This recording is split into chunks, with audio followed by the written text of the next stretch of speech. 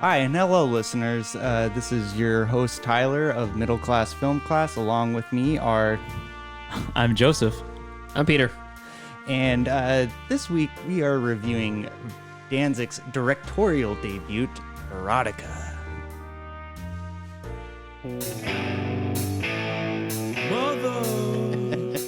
That's the most we can play without getting sued. The trailer for this movie doesn't warrant a pleasurable listening experience. No, not really. He keeps it close to the chest, with good reason. You want to go and get we'll it, get into that. You want to get a feel for what the movie's about, just watch it.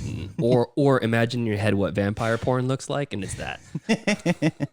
Yeah. So I am really excited to talk about Verotika, and actually this is going to be a special episode to where we do commentary on this. Yeah, another full-length commentary. Yeah, Yes. and I highly recommend that you watch this movie while we talk about it. Watch it first and then watch the commentary so you can have like a funnier effect. Anyways, Now's the time. Now is the time. Are you ready, kids? Yes, sir. Aye, sir. I can't hear you. It gets me every time. Aye, sir. Oh! Now's the time for dabbing chatter. All right. It gets me every time. Every time I listen to it, it gets me. So we're going to kind of make the news segment quick because We have something special to talk about. We have call it a quickie review. Tyler, you're going to do news, and me and Joseph are going to they're opting out of the news segment. But I have some news that is so compelling that I had to talk about it with you guys. And first and foremost, Fortnite presented Fortnite presented the new Tenet trailer by Christopher Nolan. Yes. So a few things. One, I think Christopher Nolan is like desperately trying to like get to like a new audience. So he's like, well, what are the kids playing tonight? Fortnite? What's a Fortnite? If he could advertise on Pokemon, he would. Yeah, exactly. It didn't. That's the thing I was thinking. I was like, it didn't matter what medium it was. I think he just like read he Google searched. It's like literally, what are the kids playing right now? Well, and Fortnite came up first as the first result. I follow the movie page on Instagram, and the day that this event was happening, they posted about it. And when I was scrolling through Instagram and I saw it, my initial reaction was, No! Really? yes, because You had a negative reaction. I was to like, this is bullshit. This is no way Nolan is involved in this decision. It did seem a little weird for Nolan to make that decision. Like he's the only like major filmmaker who said, we're not going to postpone our release date. We said July 27th or 17th. Yeah. July 17th. That's it. Damn the coronavirus. We're releasing it on July 17th. You're going to see my movie. Well, I mean, I think I brought it up a couple of weeks ago, talking about Tenet being the first like post-corona like summer blockbuster movie. So it's under a lot of pressure to become a box office for sure hit, which like foregoing the Fortnite, like putting that Fortnite bullshit aside. Yeah. You shouldn't. I mean, I logged on and checked it out just to see, and they played an interview with John David Washington, who plays the lead character in the movie, which was kind of cool. But it's like didn't give me any more information about the movie, and the trailer itself just raised more questions for me, which I was really happy with. And here's the other thing about that trailer too, is that it didn't give a release date at the end. All it said was coming, dun dun, to dun dun theaters, dun dun. Like he's totally against the idea of releasing it on a streaming or video on demand, I should say. And I thought he's fighting that for sure, in a big way. He is known. He's stating that he's against like Netflix only releases or streaming only release. I mean, Scorsese are in a hot tub just pissed off about streaming Steven services. Spielberg was also in that. He's like, it's not a real movie. It's not. But Scorsese finally did it with Irishman. That's true. Yeah, he did. Nobody would want to sit in the movie theater Netflix for 3.5 was hours anyway. They're like, haven't we seen this before? Isn't this Casino? So I just kind of I wanted to kind of put light on Tenet, which by the way I still don't know what's happening with that movie. Much That's okay. like Inception. If I would have missed every trailer going into it, I would be perfectly happy. I'd be just as hyped for it. Yeah, it's Plus- a Christopher Nolan movie. Plus, who plays Fortnite anyways? Yeah, what the fuck? It's a kid's game. Jumbo Brahma on PSN if you want to. It's _Pete with 4 E's in the middle. PSN, thank you. Anyways, But having said that, I am extremely excited for this. yeah, movie. I think I can And speak. We're all excited Yeah. for this. Movie. I will be going to the IMAX premiere in my hazmat suit. Yes. I'm gonna get one of those inflatable T-Rex suits Yeah. with a Tesla grade air purifier built into the air blower. Yeah. And then the second news piece is that they are releasing the Zack Snyder cut of Justice League, which for all of you DC fans, All 12 of you. yeah, the all 12 subscribers to the DC streaming universe. service. They're releasing the Snyder Cut, which, if you're not familiar with it, there was a huge, I wouldn't say petition, more just like there was like internet Fan It was outcry. fans rallying together once again to Yeah. get something out of people in power. Yeah. Yeah.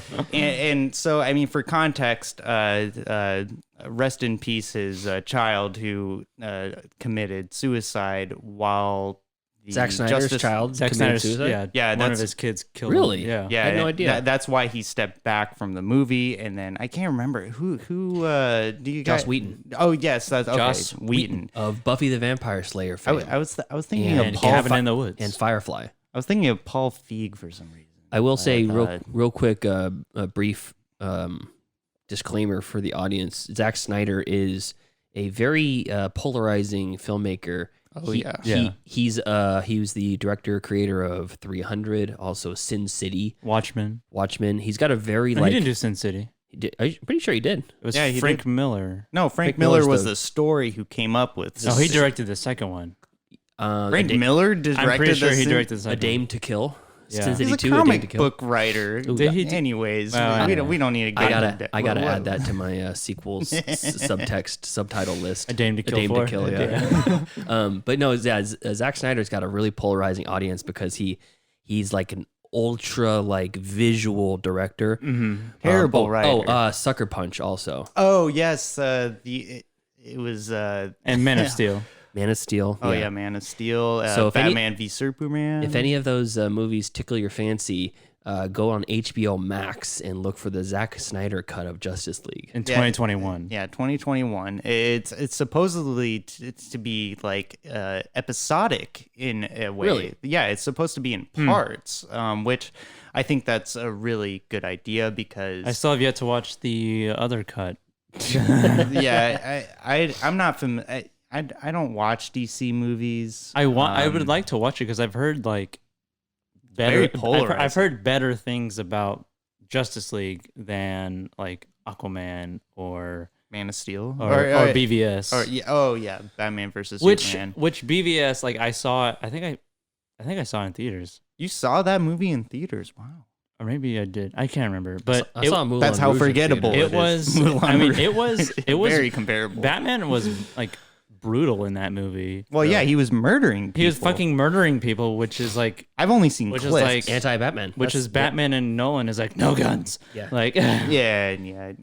So anyway, so I think yeah. so I thought that was interesting that the collective internet forced HBO's hand to release the Snyder Cut, and they're putting $23 million Really? to That make this much? work. Yeah, like it's That's just editing. well because they have to render like all of the They're like I heard scraps. they're changing out. They're gonna change out the Superman stash. They're gonna They're gonna fix it somehow, remedy it. Oh, they're gonna re-CGI that. Maybe they'll just make it look better. I don't know.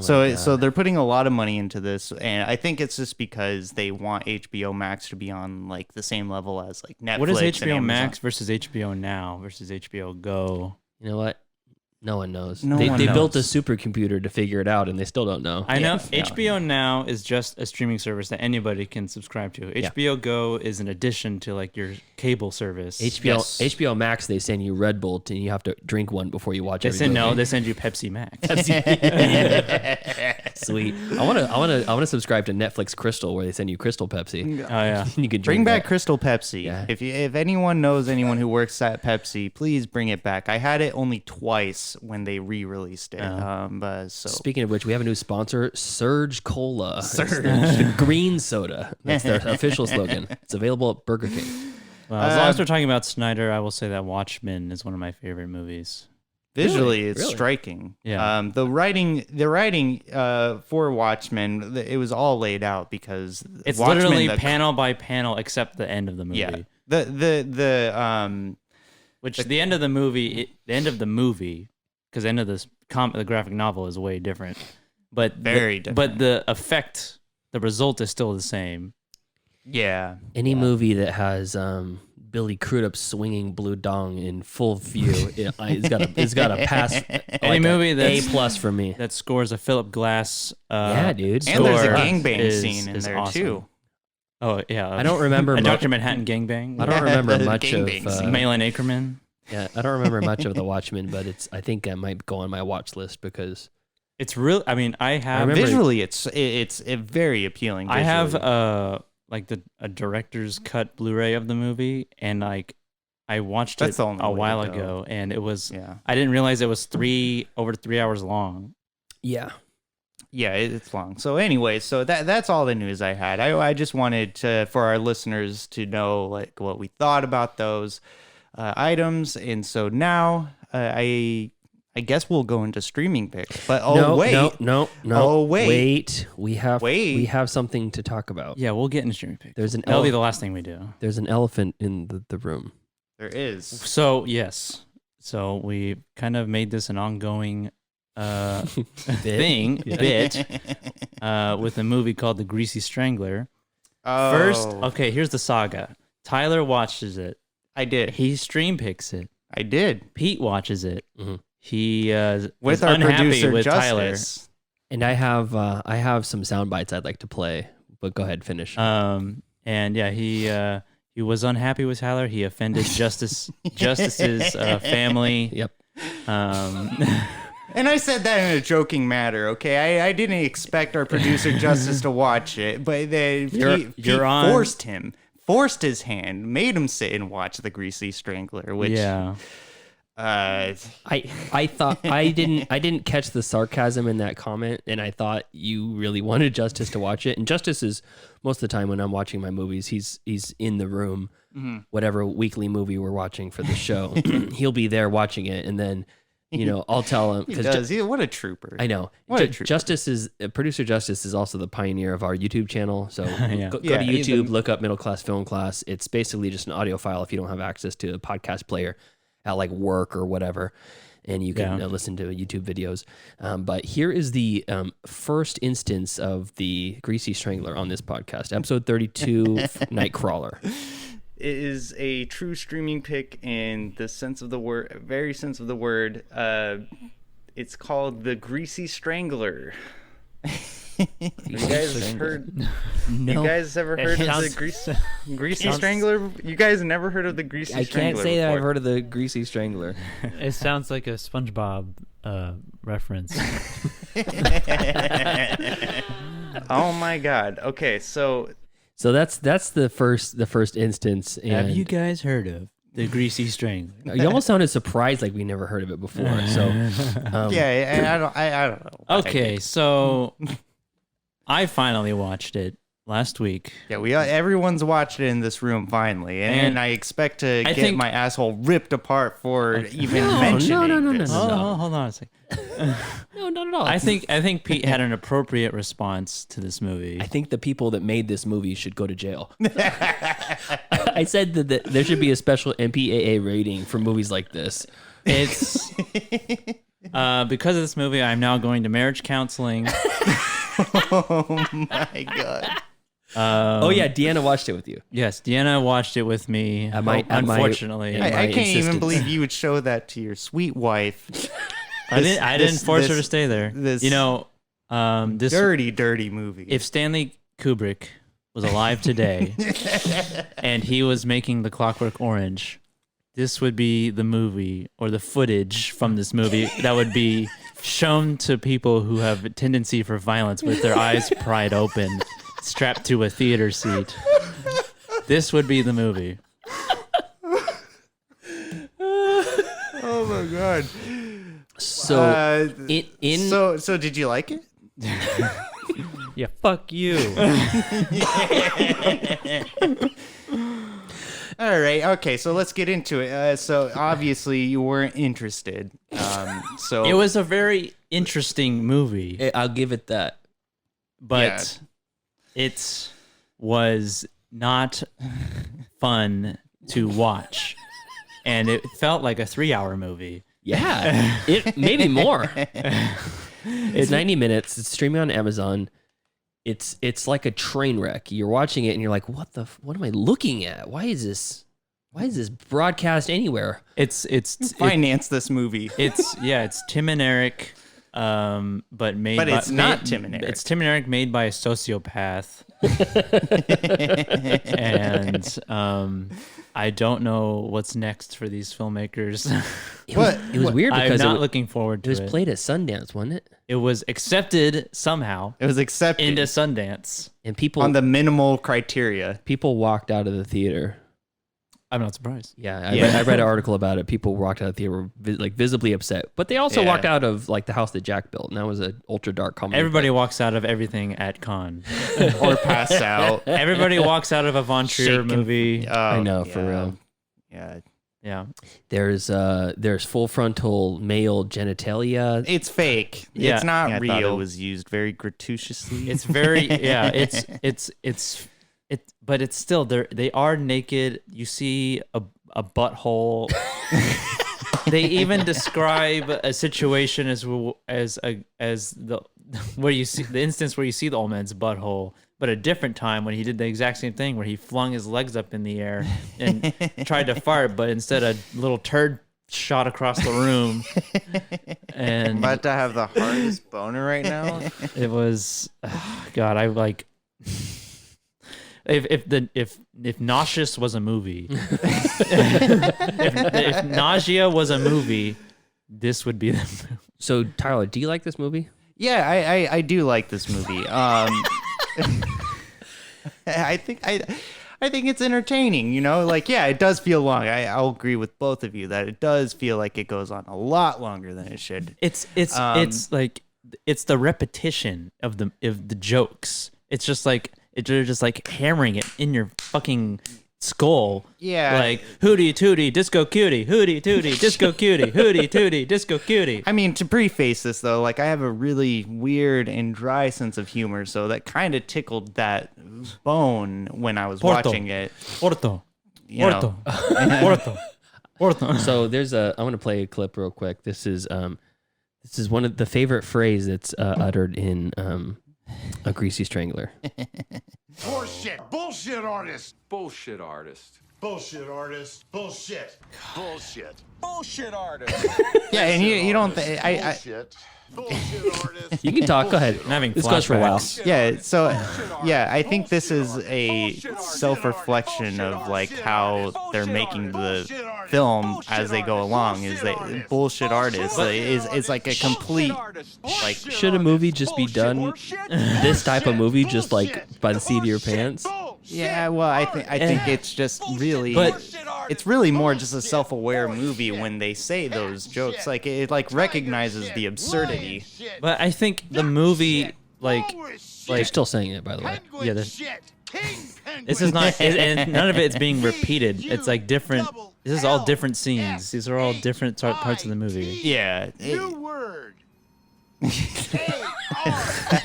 I will say that there were a couple legitimately funny moments where where the joke landed with me. Bullshit. Yeah. I thought was actually funny, but aside from like all the bullshit artists, the old Prosthetic man, dicks. old prosthetic dicks, old men buttholes. Like, I mean, the guy had a micro penis. Yeah. Prosthetic. One of them had like a comically large, like sweet potato shaped penis. Yeah. And the Looked other one like was, you buy it from like a porn shop, like in the Midwest or It something. had an interesting story between the three like lead characters, the Sure. Big Ronnie, Big Braden, and the woman, I can't remember her name.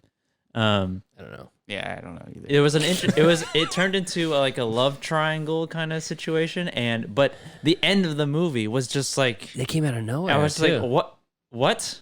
Like, at least wrap it up. You know, you're just like throwing everything away now. You're just Well, that kind of speaks to the absurdity of the whole I movie. guess, but I invested like 90 minutes into this. I wanted a concrete, concise ending to it at Well, least. it's more just like a comedic stunt. it became watching like this a movie. weird sci-fi fantasy. I don't know, different. I don't know what. I I had no idea what was going on. I definitely, you said on the first episode when you reviewed this and you recommended it to us and our poor listeners. Stay away from this movie. You said that you said a lot of things about that, but you did say that it was a time before your life before you watched the Greasy Strangler and a time after. Time after. Yeah, I'm there's living a- in the post GS state, and I'm not happy with how my life is going since then. No. my life could have been better. I know. Ever since I watched this movie, haven't had sex again. I know. My wife won't even look at me anymore. No.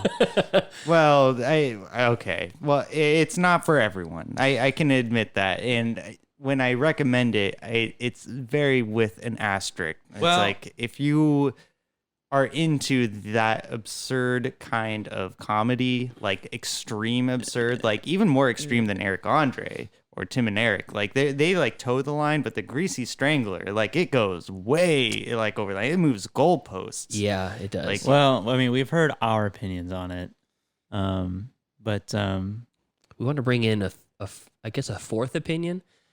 We've mentioned Adam Murphy on this show in the past. Adam Murphy puts on Yeah, big fan. yeah, we're all big fans of Adam. He puts on this a movie night at the Red Museum here in Sacramento, one night a month. It's a free movie viewing experience at the artist space known as the Red Museum, R Street, right? Sometime yeah, no, it's on S Street? No, that's where I live. U Street. It's on D. Oh, okay. One of those letters. D or C. I think it's on C and 15th.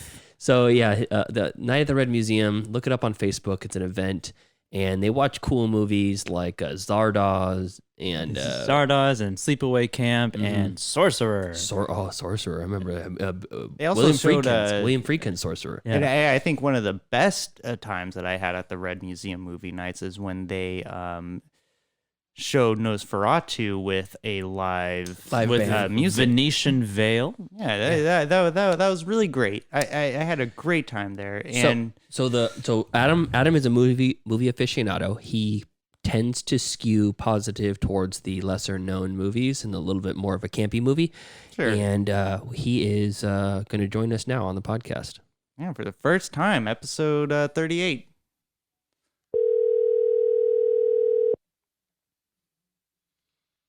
Hey, fellas. What's up, Adam? Adam, How you guys doing? We're good, man. good. Welcome to the show. We're in the midst of Hey, thanks. discussing the Greasy Strangler. Oh, yeah. We wanted to know what your opinion is. You've seen a lot of movies, good and bad. You've seen the campy, you've seen the new and the old. And what's your takeaway from the Greasy Strangler? Well, I don't like it. Okay. But it, it's hard. I mean, it's obviously meant to be off-putting, right? Yeah, for sure. So, right. So it's like, are you supposed to not like it? Yeah, is that their I mean, goal? Maybe. So that's what I was thinking. I thinking it was like a more of like a comedic like art project to where like it's supposed to make you feel uncomfortable. It's supposed to not, it's supposed to like give you these feelings of nastiness. Mhm. Oh, for sure. Yeah. I mean, I don't gag a whole lot, and that movie made me gag.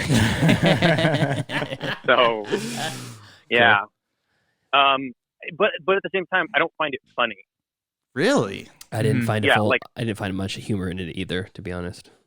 No, like Oh, it so doesn't- I'm really the only one in the camp of favoring this movie. Well, I mean, it's an experience, and I feel like if you want, if you're into watching like crazy off the wall stuff, I think it's worth watching. But it's hard to recommend to just your average, viewer. You'd have to get to know a person. Yeah. And before you would recommend this movie. This isn't a first date recommendation. No. Unless you don't want a second date. Right. Exactly. Like, hey, you want to watch a movie? I got this on Blu-ray, the Greasy Strangler. You ever heard of it? Oh God! Imagining somebody owning that on Blu-ray. Oh, no. Mm. Adam, Yeah, you can almost feel the grease. Yeah. Adam, if you were to recommend a person to watch this movie, what other movies would you expect them to enjoy? Gummo. Yes. Oh, okay. Good parallel.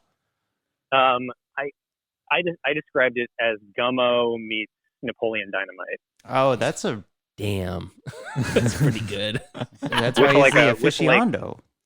With like a little John Waters.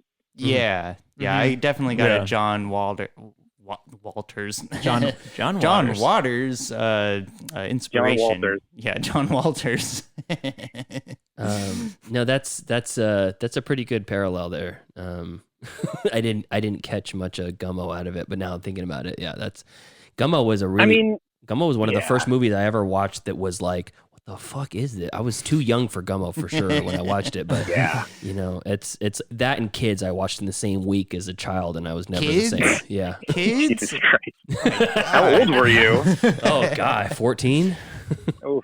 I know. Yeah. It's a coming of age story, to be fair. It really Butterscotch. that'll give you a warped perspective. Yeah. Yeah. Yeah.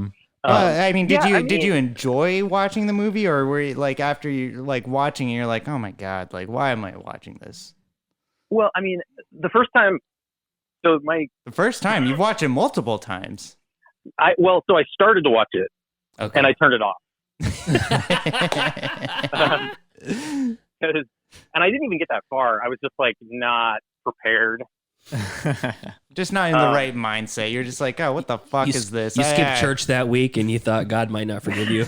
Yeah, exactly. I don't know if God will ever forgive me. But no, it wasn't gelling at the time. I was like, no, Yeah. I don't want to watch this. And then I was sick though when I watched it. Oh. Yeah, so I was sick at home. My wife and kid had been sick, and so I got sick, and and it didn't make me laugh. There were like things about it that I appreciated. I liked the special, like some of the makeup effects are pretty great. Mm-hmm. Like the eyeballs popping out, and the first part where he punches the guy in the face. Oh, and his yeah, face that was is just a pancake. That actually made me laugh really hard. I did like the part, the running joke that he went back to the car wash to get cleaned off every night. Oh yeah, from the grease. That made me with laugh. the blind guy because they keep cutting back to the same shot of him screaming as the Ah! as the things are spinning on him. But Yeah. did you? I mean, look, there's great gags for sure. yeah. Did you look down 60 minutes into the movie and realize your fist was clenched so tight you're bleeding? That happened to me. So angry. I was watching it. It was more like I was just trying to figure out like why. Of all the things you can do in the world, they choose to do this. Oh, a bunch of people. Yeah, That's funny. and the dicks, and the dicks and the buttholes. and the buttholes. Yeah. Apparently, Michael St. Michael, who played the dad, Big apparently Ronnie. he was very disappointed. Yeah, Big Ronnie. Apparently, he was very disappointed that his butthole wasn't more directly featured. Oh my God, Ronnie St. Ronnie. Yeah. I wonder if we can get him on the show. Let's give it a shot. Michael Oh, St. Michael's. man. I'm gonna reach out Michael to St. Michael. Yeah, I'm gonna reach out to Michael St. Michael's people and see. What a name. So hey, while you're here, Adam, why don't you give a shout out for the Night at the Red Museum? We talked you up a little bit before we called you, but we've been talking about your project you've had a few times on the show. Yeah, we're big fans. yeah. Big fans of your Oh, Give it- shucks. For the people in the Sacramento region, give us your elevator pitch. For Red Museum? Yeah. Or for the movie night? Yeah. Yeah, or anything really. I mean- gas it up. I mean, like, I don't know if it's ever going to happen again, honestly. That's true. Don't with- say that. It hasn't With happened in a everything while. that's going We're on. gonna do a Zoom. Don't say that. Red Museum Zoom call. Don't worry, Right. listeners. Don't worry. It's I know- going to happen eventually. I know No, it's going. you've been trying to do like an online streaming Red Museum movie night. Yeah, I went through some various different like streaming platforms and stuff, and Uh-huh. YouTube blocked me like almost automatically. You know, because it's copywritten material. Yeah, Sure. yeah, So yeah. it's like, and then I tried out one with you, Joseph, Yeah. but that was like Everybody it's had weird to have the 'cause file. You gotta have the movie. Yeah, Yeah. you have to Oh, wow. actually have the movie. Yikes. Which- There's one on Facebook that might work, but Okay. Oh you yeah, the messenger rooms. Yeah, that would be cool. yeah, So anyway, I mean, it's gonna. I mean, I wouldn't say it's never gonna happen. Like I will give you all of my savings to make it happen again. I look very much for it. It was something I look forward to every single month before this me too. bullshit happened. Before Tyler and I spent a lot of time hanging out together outside of work. We went to the Red Museum and for Starship Troopers, and I Yeah. yeah. I got one of the Ghana Oh, posters. That's right. You won that. Yeah, I won the Ghana poster. It's a guy from Ghana who makes these like alternative art posters for movies.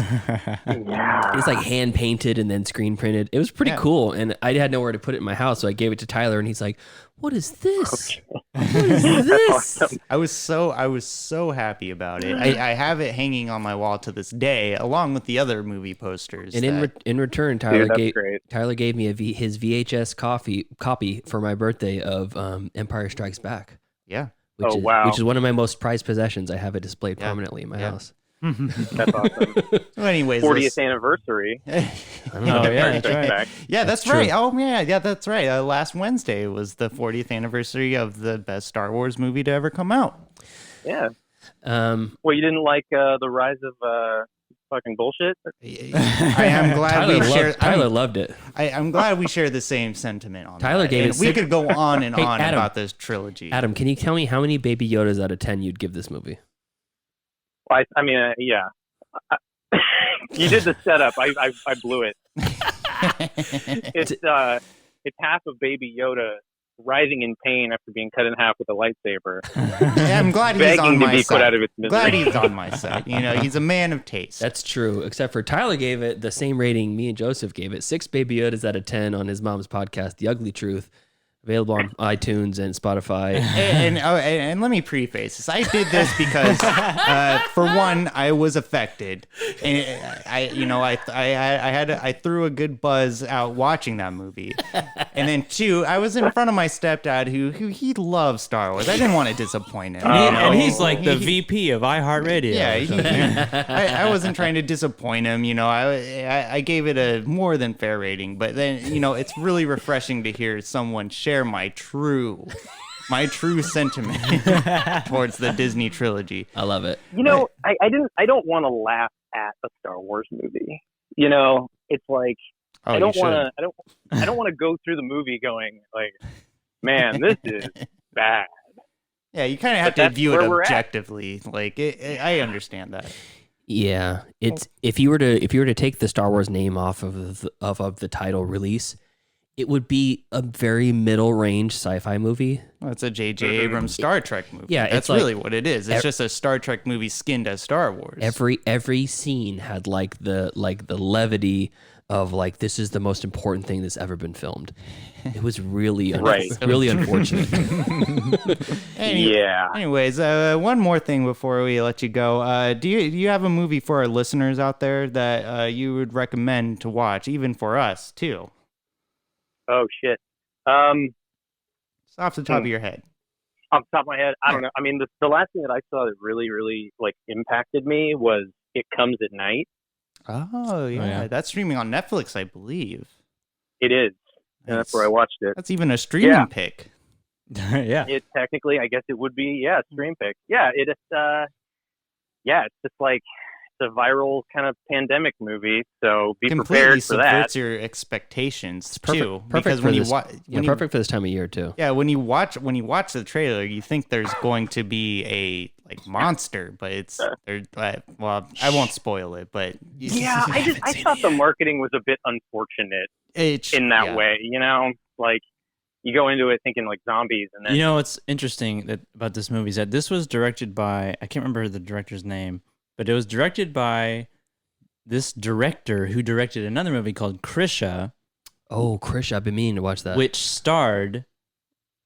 starred an actor who I directed in my senior thesis movie what? at the Art Institute. No shit. Yeah. Who's the actor? He wasn't like a main character, but I think because the movie is, from what I understand, it takes place all in a house. Yeah. Mm-hmm. And I don't know what his character's name was, but his name is Brian Casserly. And yeah, he was the main character in my senior thesis film. That's crazy. That's really cool. Yeah. Right. Yeah, Brian Casserly plays Logan in Krisha, and Krisha is basically the story of like kind of a mentally unstable aunt who comes back home for Thanksgiving. So Yeah. Ellen Page's life story then. Yeah. and that director, he won the John Cassavetes Award at the Independent Spirit Awards. Wow. Yeah. Wow. Yeah. That's cool. Yeah, that's cool. Yeah, I watched It Comes at Night, Adam. It was very good. The tone was good, and it was one of the few movies I've seen that I legitimately had no idea where it was going. Like, Oh yeah. you don't know what the twist is, or what if there is a twist, or if this guy's gonna survive, or his wife's gonna survive, or his kid is gonna make it, or whatever. It was good. I enjoyed it. It was Yeah. good. Yeah. I mean, it's gut wrenching, but Yeah, I've been But yeah. meaning to watch it. Netflix. yeah, it's a good one. I mean, especially now's the time, right? Yeah, I know. So you can tell Joseph to not watch Lord of the Rings for a fifth time and watch It Comes at Night instead. Yeah, I'm on my marathon. Well, anyways, Adam, it was great having you on the show. We'll have you back on soon. We got a new segment in the works for incorporating you on the show, and Yeah, man. we hope to have you back soon. I love that, and I thanks for having me. Yeah, It no was, problem. Yeah. It was a nice surprise when Joseph asked if I wanted to do this, so I appreciate it. Yeah, no problem. Yeah. You're somewhat of like a local celebrity, at least to me. Jeez. So, Jeez. Tyler texts us every time he sees you or MC Ride downtown. yeah, it's like, oh my God, I saw Adam. He was buying diapers. He's at Sandwich Spot again. Oh yeah. That's awesome. All right, good talking to you, buddy. Yeah, and as far as like movie night's concerned, I'm hoping it comes back. It will. But I mean, we'll see. I've got a long backlog of stuff to show, so I know we could go for a long time. We sure could. We were about to watch Spring, Summer, Fall, Winter, Spring, or that was the name of the movie, right? Yeah. Yeah. Yeah, that was going to be a good one. Korean movie. Can I humbly Little change of pace. Can I humbly suggest, Adam, put this in your little brain canon of a little hopper of ideas or movies to watch? Tremors. Ooh. Love Tremors. I just watched it recently. It was One a of the flick. greatest action movies. It was a streaming pick from about 3-4 weeks ago. It's very fun. I rewatched it and it stands up. Oh yeah, I love Tremors. I'll maybe we'll watch the tape. Yeah. All right, buddy. All right, We'll talk to you Adam. soon. Yeah. Thanks, guys. All right, thank you. All right, see you later. Later. Big fan of All that guy. right. Big fan of that Good guy. times. So Well, I think that's it's a good segue. easy transition into streaming picks. Yeah, so we'll get through our streaming picks quickly. We gone off the rails of how much you guys dislike the Greasy Oh yeah, Strangler. so solidifying the saga of the Greasy Strangler. No one likes it Nobody likes it except except Tyler. for me, which is not surprising. Please though, I urge our audience that is bold enough to take the challenge on to watch this terrible movie, and please send us an email what your thoughts were. And are you in camp Tyler camp, or are you in the rest of the world camp? All right. So we need to get a theme song for our streaming picks. I don't know. We need a theme song for everything. That's true. We need a theme song for Stringing Picks and the wheel. Yeah. So And for Adam. that's true. That is true. Adam's plops pending approval title. Plops. I like it. Yeah. All right, so I'll start off the streaming picks. So mine is it's basic. It's a basic streaming pick. It's nothing. It's You basic bitch. Yeah. I was feeling really basic bitchy. Strap on your Uggs and get up your pumpkin spice latte. Well, that kind of goes with the mood of this movie. Actually, it's streaming on Netflix. It is The Social Network. Oh, yeah. So It's good. It's a phenomenal movie. Trent Reznor does a very good job at scoring it, and David Fincher directs this movie. I I think Trent Reznor is becoming a composer go-to for David Fincher. It's him, which is not surprising. It's either him, John Williams, Danny Elfman. What's the dude's name from all the Nolan's movies? Hans Zimmer. Hans Zimmer. Or Trent Reznor. Yeah, so I'm sure if you're listening to the show, you might have heard of The Social Network. But for those of you who have not listened or have listened to The Social Network, I don't know how you wouldn't have heard of this movie. Watch The Social Network. It stars Jesse Eisenberg. It's got and, Justin Timberlake. Justin Timberlake. As the founder of Friendster? Friendster or something like Yeah. that. Napster. Yeah, you guys remember that? And Andrew Garfield's in it as well. Yeah. It's basically the origin story of Facebook, which, at first I didn't want to watch this movie. Like, I was just like, oh, this seems way too pretentious. Like, I'm not going to be into it. And then, one night I was affected and I was scrolling through movies to watch as I do at night. And I saw The Social Network and I was like, okay, you know what? I'm going to watch it. It's either X-Files movie again or The Social Network. That's true. And so I watched it and I was blown away by it. Like, I've seen it like 3 times. Yeah. It's really good. so good. And I mean, the only familiarity I have with Justin Timberlake was that Brothers movie. You remember like his brother gets kidnapped in that one movie? I can't remember. It's like Two Brothers. It's called Alpha Dog. Alpha Dog. That's what Emil it was. Hirsch. Yeah. Yeah, with Emil Hirsch. Anton Yelkin. Yeah. So Yelkin or Yelchin? Yelchin. I was thinking of Alpha Dog the whole time, which is it's not. Oh, it's okay. It's not great, but I was just Alpha Dog while you're watching this. well in the beginning Okay. when I first Wait, heard hold on a into second. it. I have a quick side note. I've seen Alpha Dogs, and the only one scene that sticks out to me that I remember is The drowning scene. like near the end when Emil Hirsch is like getting his dick sucked. And it's like this weird tracking shot where it's like he looks like he's Why like, is that the only one I don't that know. you It's remember? the only one I Dick remember. sucking scene. and them shooting Anton was so Yelkin in the shocking. grave. It was so shocking to Joseph. Where he's looking like he did. I can't remember what he did. He did something bad, and then he's like in this like motel room, and then this camera's just like tracking slowly onto his face, like zooming in, and then like he's thinking about something else, and the woman is under the sheet, and then like she's like it's not working or something like that, and Your dick isn't working. she says something to him that is like insulting, and then he goes, "Suck my dick, bitch," and he's like, "I tried," and then she leaves. Oh my gosh! What? Poor Anton Yelchin. Yeah, there's really nothing much more to say about The Social That was Network. Emil Hirsch who said that. Yeah, okay. Yeah. which I love Emil Hirsch. He's great in almost all of the movies. that Greatest he's in. role, Speed Racer. Oh yeah, he was in In the that. Wachowski sisters. Yeah, movie. Into the Wild, I would say. Into the Wild was probably his best role. Whenever you hear the name Emil Hirsch, and everybody only thinks of the girl next door. I've never heard the name Emil Hirsch. When was the last time that you heard the Girl name Emil next Hirsch? This episode. That's why Oh, come on. I've always called All it right. Emil. So, anyways, listeners, if you want to watch a very visually striking movie with a great score, check out Social Network. It's on Netflix. Not starring Emil Hirsch. Yeah, co-starring. Yeah, I forgot. Yeah, I forgot he's not in Justin this Timberlake, movie. who was in a Justin- movie with Emil Hirsch. It's Justin Timberlake. Starring Jesse Eisenberg, aka Lex Luthor from Justice League. That terrible. Choice. And BVS. Yeah, it's true. Anyways, Joseph, what's your streaming pick this week? So this is a movie that I've been wanting to watch for a while. It's when I first saw the trailer for this movie, I was not into it at all. But it was this was in 2013. I was a different person. But this is a movie. It's streaming on Netflix. It is called Mud.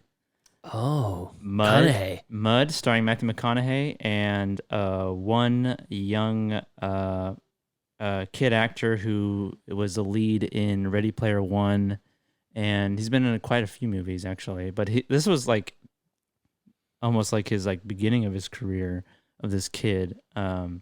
So this movie, Mud, is about two boys, probably like 8th grade, like going into high school age in the South, Mississippi to be specific, who live on the river. One of them lives on the river, and they take a boat out to this island, and they discover this other boat that's stuck in a tree, and they're just like kind of looking around. And they Like a coming of age movie? yeah, or something? kind of. it's kind of like Huck Finn. It's That's what I was thinking. It's yeah. sort of a coming of age story, just because of the age of the characters. And then they stumble upon Matthew McConaughey's character, Oh, I remember whose this trailer name now. is Mud, That's right. and he is a fugitive. And you kind of don't really know why. you could say it's a sequel to Shawshank.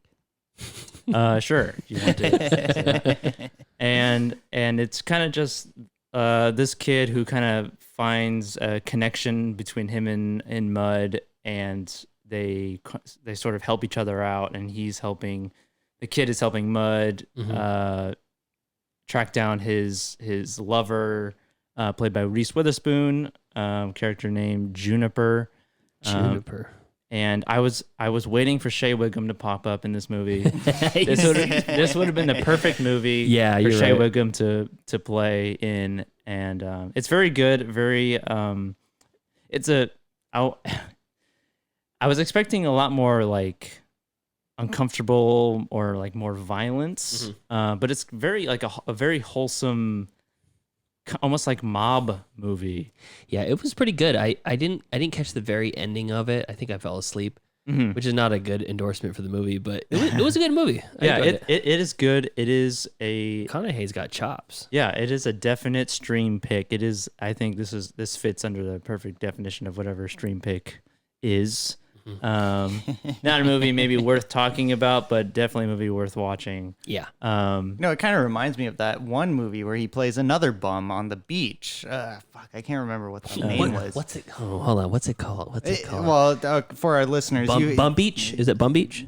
Bum Beach? Beach Bum? I don't know. Bum diggity. It's Bum Beach. It's Beach Bum. It's called Beach Bum. The It's Beach called, Bum. Really? It's called the Beach Bum. Oh, It's a okay. Harmony Korine movie, for Yeah. Christ's sake. Of Kids fame and Gummo. That's right. It's all coming together. Yeah, it all comes back 6 in a degrees full of circle. separation. Anyway, Let's just get Justin Timberlake in the mix. so this movie was directed by Jeff Nichols, a director that I am very interested in seeing what else he makes, because he also made a movie that I really enjoy called Take Shelter, that I've mentioned before. I can't remember which episode it was. I think it was They Look Like People. Pretty early on, yeah. They Look Like People, because it was a similar like what is real, what isn't, starring Michael Shannon. And Michael Shannon is in Mud, but he plays sort of a side character. But Michael all Shannon, these references. Michael Shannon stars in Take Shelter, which is not unfortunately streaming anywhere. No. But I would highly recommend that movie. It is very good. Take Shelter. Take Shelter better than Mud?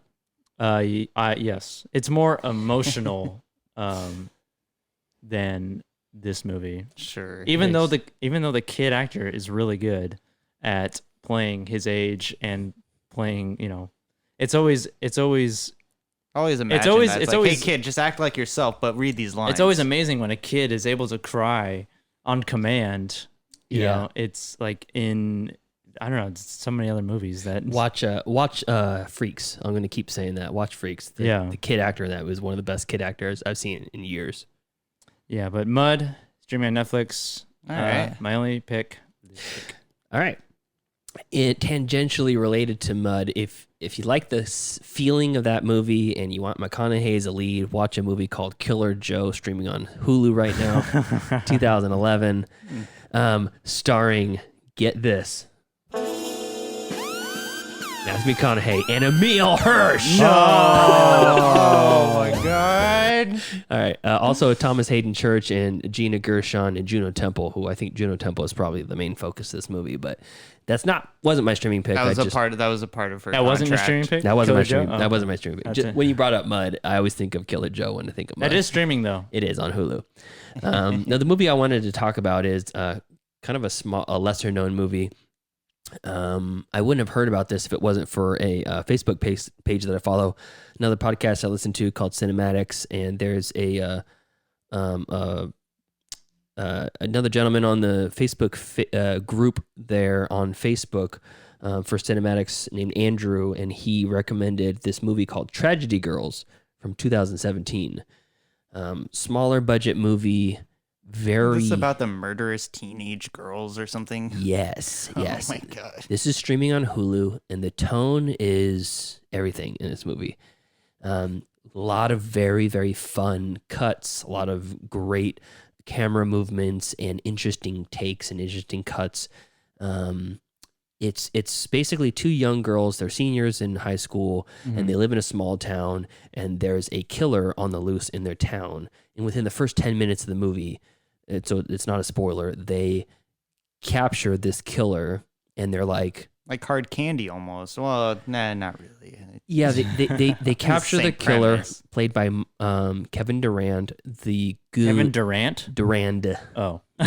Kevin Durant. Which Basketball player? ties into this. It was ties his into actor debut. Yeah, it ties into this podcast because he was the dickhead goon from 310 to Yuma that gets stabbed in the neck by Ben Wade.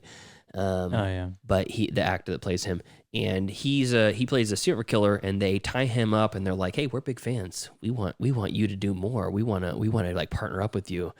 And they have a Twitter feed called Tragedy Girls @TragedyGirls, and their whole like life plan is to like blow up on Instagram and Twitter, and for being like these like dark, kind of cute tragedy girls. And so they're like first on the scene at every new death in their town. And some of these deaths look like accidents, so they have to kind of make them more and more extravagant and crazy. The special effects, the practical effects for the gore is fantastic. The writing is very funny. There's callbacks from like the first like 3, 4, 5 minutes of the movie, callback at the very, very end of the movie, in like little bits that they don't linger on, like they don't spoon feed the audience. The writing is very, very good. And the tone is kind of like Clueless, very like fast moving, high energy. It kind of reminds me of Jawbreaker. With you know what? I've seen Jawbreaker, where the group of girls killed that one girl with a jawbreaker, like they like gag her with it. That kind of they kind of candy. Like they gag her with a jawbreaker, and they put him in the trunk of the car, and then she chokes on it. It like they take her out of the trunk, and they're gonna like let her go, and her throat is swollen with this jawbreaker that like got lodged in her throat, and they killed her, and they didn't realize it. Yeah, that seems like kind of the same vein. Except of, these like, girls dark comedy. These girls want to did it kill. on purpose. Yeah. And there's the stakes are kind of low. You don't really ever expect that the kids are going to die or whatever, but the ending is surprising, and you don't know which way it's going to go. And it's streaming on Hulu. You could do a hell of a lot worse on a Friday night. So this is Tragedy Girls from 2017, and it's starring two people that you may or may not recognize. The two girls that play the main characters are Brianna Hildebrand, who played Negasonic Teenage Warhead from the Deadpool series. Oh, yeah. The lesbian character with the shaved head, who's like Deadpool's friend. and Alexa Shipp, who plays the younger mohawked version of Storm from the X-Men series. Oh, The First Class? The later, First Class Yeah. and Apocalypse. Yeah. So they're the two main character girls. They're the titular I'm glad tragedy she girls. recovered from that. Or did Yeah. she make X-Files? X-Files on the mind. Did she make X-Men after Tragedy Girls, or was this before? Hey, when was this made? 17. So I think Okay, so it was In the- before. I think she was It was before, This yeah. was about the time she that, was working multiple projects probably at This once. is about the time that Apocalypse came out, I think, right Is around it? the same time. Apocalypse came out in I 2017. think it was 18, I think. Well, she did Apocalypse. That recent? I feel like I saw it a long ass time ago. Well, I mean, how long have we been on this rock? That's true. Yes. How long have we been on this rock? All right. Well, so to wrap up the streaming segment portion of it all, there is one more streaming pick. Yeah, what? You're going to do another stream pick? Well, no, it's not for me. It's for someone who I'm a big fan of. He's a local stand-up comedian who also is a co-host of Fill My Heart podcast. His name is Parker Newman. We were messaging last night on Instagram. Tell us about Fill My Heart podcast. Fill My Heart is basically where they talk about episodes of Dr. Phil in a very funny way. There's a lot of great material. I'm a big fan of the podcast, and so check it out. It's on all major streaming services. Anyways, So Parker, he wanted to have a movie shout out because he likes the show too, and he recommends Fright Night. Have you guys heard of Fright Night? The before? original Fright Night? Yes, the original Okay. Fright Night, made The in one with- 1985. The one with Prince Humperdinck in Yeah, it? Prince Humperdinck. Yeah. Humperdinck. And who's the kid? The kid here, hold on, let me. For some reason, I'm picturing Sean Astin or Elijah Wood. No, that's not it. From Elijah Wood of Radio Flyer fame. Well, it Oh doesn't my help. God. Of Forever Young fame. Yeah. Williams- The Good Son. I think it's William Ragsdale, maybe. I don't know. I don't know the actor's name. I only seen it once. He's a Miles Teller wannabe. He's a dollar store young Miles Teller. Yes, that's who I imagined. Yeah, me actually. too. It's an incredible movie. It's not like It's very entertaining. It's not lauded fun. as like a great movie, but it's a classic '80s movie in every sense of the word. Neighbor is a vampire. Yeah, neighbor's a vampire, and then they have to the kill vampire a vampire next door. Yeah. So Parker, if you're listening, there it is. There's your streaming. There's There it your is. I one. said it. I said it. All right. Well, one streaming pick. I wouldn't say Fright Night's fantastic, but it's great. It's pretty good. Yeah, that's good. It's entertaining. Yeah, You should watch it's it. Good. You should watch it during Halloween. Yeah, that very true. Very true. And I might even mention it in our Halloween special in months to come. But anyway, so we're gonna go watch Verotika now because, as I said in the beginning of the episode, we're gonna do some commentary on it. So We're gonna take a break. We're gonna pause the podcast, and the three of us are gonna sit down together and watch Verotika.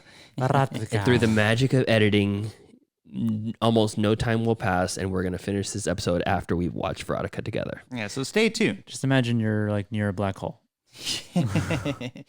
So so stay tuned. We'll be back. That's it. We're back. We're back. That's right, listeners. We're back from watching Verotika And Danzig. digesting it a little bit. Yeah, Danzig's directorial debut. We had a full meal. Yeah. We ate some brownies. ate some brownies, ate some chow mein. I punched a kitten. Yep. I was so angry I had to let my finger out somewhere. The nearest mammal. So I think where we should start out first is first reaction. So Pete and Joseph, this was your first time watching Verotika. Yeah, how was the experience? What did you guys think? I wish I could go back in time. Oh, come on. How dare you? And when you brought up the idea of a podcast, I would have said no if I knew it would lead to watching Verotika. You think so? You really think so? No, it wasn't. No shit. Are you serious? Yeah. That was my. That's how I felt. That's a strong reaction. That is a strong. That is not what I was expecting. There's okay. there's a movie high that you get certain movies. You're like feeling good, but then there's Sure, that's what we felt about The Lighthouse. Yeah. After we first saw it, like me, I was like, this is the greatest movie of the decade. And, like- you did not feel So that there's, way cer- about there's, Verotika. there's certain movies that give you the movie high, but there's also a bizarro movie high where it's like the exact opposite feeling. And that's kind of how I felt after this movie was over. After Glenn Danzig written, directed, and DP'd and yeah. music scored and associate and executive produced. He was DP'd all over this film. I think Yeah. Glenn Danzig wanted a different type of DP in this too. My reaction was that I was expecting it to be bad because Tyler said it was bad, and Tyler is a Glenn Danzig Fan. Yeah, he's a Yeah, self-proclaimed Glenn Danzig fanboy. Yes, that is true. Yeah, and even he said it was really bad. So I was expecting for like kind of a fun, upbeat sort of fun bad movie. Good bad movie. And I didn't get that. I got What? I got it like there was some parts where it was kind of funny, but it didn't cross the line into like funny bad. It was like there was not enough substance for it to be that. In the room there's so many scenes that are laughable, and there's so many like weird like alien scripted scenes that don't make sense that a human would never write. And there is that with this, but it's almost like a normal person also wouldn't write this, but there's only like it's almost like there's only 6 scenes in the whole movie. A regular person. And the dialogue was strange, and the whole time I kept thinking, man, I feel kind of uncomfortable watching this in a room with 2 guys alone, because it's basically like a vampire porn. Yeah, it's a softcore. It's a softcore porn. Yeah, Because there is no actual act of like sex or anything, but it is very sexual. but there's a scene where a spider threatens to anally rape a character. a Spider-Man, A spider- a man a spider. Man spider. Yeah, It's a man spider. so that was my first impression. I'm not angry about it, but it was disappointing. Unfortunately, I didn't have as good as a time as I thought I was going to. Oh well, that makes me sad to hear. I thought it was going to be, but all right. That's okay. There was no. I didn't get the feeling of the room. I didn't get the like Glenn Danzig poured his heart into this movie, like Tommy Wiseau did with The Room. It's Okay. it's Hollywood movie, DeMarc. Yeah. Okay, so for the listeners out there who did not listen to our commentary and who are just coming into this second half of the episode where we talk about we had a great discussion with Adam, who is a local celebrity of Sacramento. And he runs the Red Museum. He runs the movie nights of the Red Museum, which if you're I from know this seems like it happened a long time ago, but to listeners, this happened literally like 12 seconds ago. yeah. For us, that was For like us, it was a few hours ago. the sun has gone down. We've taken new lovers. It's a new decade for us. Yeah. So Brendan, catch up and get on our level. Anyways, so we talked to local celebrity Adam, who is an incredible asset to the Sacramento region. And we talked about our streaming picks and our movie news, which it was mostly... Why are we recapping the first half of the show? Well, because we cut it in half. To the audience, they didn't realize it. They're just listening to one thing. Okay, well, I'm just making sure that You're they recapping it for yourself? Yeah, I guess I am. And so We're gonna talk about Verotika now. okay, so you guys were not What did you like about the movie? That's what I want to know. But Okay. you said it was bad. Well, it is bad. It's a bad movie, and Are you mental? More bad movies. yeah, that's what the audience wants. It wants more bad movies from us. Verotika, Danzig's directorial debut, and also his he was a cinematographer on this movie, which was terrible as well. Yeah, the amount of like, I don't think they let the zoom button stop like moving throughout the entire production. I think they like rubber band the button down. I think maybe they got a defective camera and you either had to zoom in or zoom out. They got it off of Craigslist or something, and they're just like, moving. the zoom button's weird. And Danzig was like, oh, well, if we can save money, I got a car. I got a car for free one time, and it was a Ford Taurus wagon, Ford Taurus wagon. Yeah, it was green. We call it the grandma. That's a good description to Verotika, really. We called it the grandma Ford grocery Taurus. getter, and it was green bean, and I got it because you would drive, and when you came to a stop sign or a stoplight, it would shift itself into neutral, so you had to put it in park and then put it back into drive to be able to go again. So it wasn't. That's the type of camera. Is this a true story? Yeah, it's a true story. True? Oh, okay. And that's the type of camera they use for this. Yeah, that's true. Okay, so listeners, if you're listening to this, you're listening to the second half of our episode. And for the listeners that are not listening to this, get bent. This is for you. Well, no, and anyone who's listening to this without listening to the commentary, you're not gonna get this. Okay, so Verotika, Danzig's directorial debut. That's our 7th time saying that. Well, I gotta mention What it. a feat. You a dullard? I gotta make sure I they know. I it's- don't need attitude from the board, okay? Get away with words. Wait, who directed this? Okay, this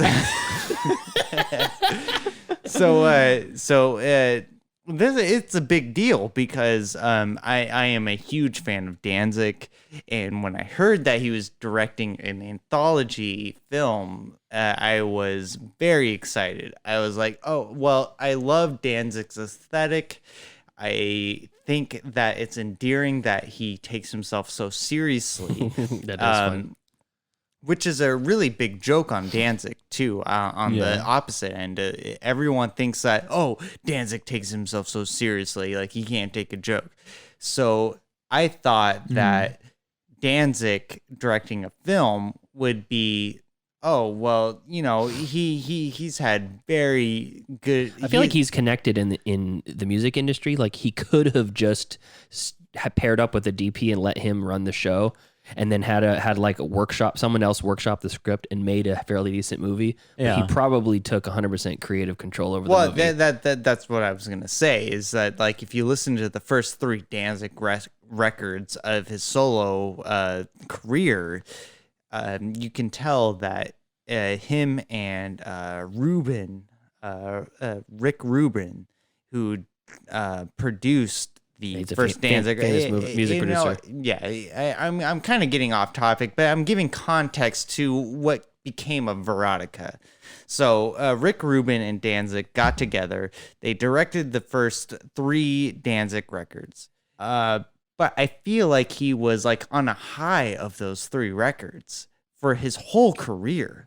Like between Danzig 1 and 3, he was just like on a high until like 2017. Riding the good times. Yeah, he was just from riding. from 97 on. Yeah, because he had such high success.